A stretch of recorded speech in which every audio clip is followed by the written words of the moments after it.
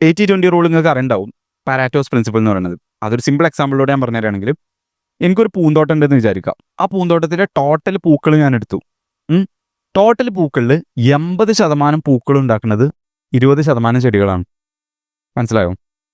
അതായത് ഒരു 100 ചെടിൻ്റെ വിചാരിക്കാം, പക്ഷെ അതിൽ വെറും 20 ചെടികളിൽ ഇഷ്ടം പോലെ പൂ ഉണ്ടാവുന്നുണ്ട്, ബാക്കിയുള്ളതിലൊക്കെ വളരെ കുറച്ചേ ഉണ്ടാവുന്നുള്ളൂ. അപ്പം ഞാൻ ബാക്കിയുള്ളതൊക്കെ കട്ട് ചെയ്താണ്ട് ഇത് നിലനിർത്തി കഴിഞ്ഞാൽ എനിക്ക് ഏറ്റവും കൂടുതൽ പൂക്കൾ കിട്ടും. എന്നിട്ട് പിന്നെയും അടുത്ത പ്ലാന്റ് ചെയ്തിട്ട് അതേപോലത്തെ അതിലത്തെ ഏറ്റവും പൂക്കൾ ഉണ്ടാക്കുന്ന ചെടി കണ്ടുപിടിക്കുക, ബാക്കി ഒഴിവാക്കാം. അങ്ങനെ ആയി കഴിഞ്ഞാൽ എനിക്ക് ഏറ്റവും ഔട്ട്പുട്ട് കിട്ടുന്ന രീതിയിലേക്ക് ഞാൻ ഡിസൈൻ ചെയ്തിട്ടുണ്ടാവാം. അതുപോലെ തന്നെ നമ്മളെ ലൈഫിൽ നമുക്ക് ഏറ്റവും കൂടുതൽ റിസൾട്ട് ഉണ്ടാക്കി തരുന്നത്, നമ്മൾ പഠിക്കുന്ന കാര്യത്തിലാണെന്നുണ്ടെങ്കിൽ പല മെത്തേഡ്സുകൾ നമുക്ക് ഉണ്ടാവും. ഇതിൽ ഏറ്റവും കൂടുതൽ നമുക്ക് എഫക്റ്റീവ് ആയത് ഏതാ, അത് ഡബിൾ ഡൗൺ ചെയ്യാം. മനസ്സിലായോ?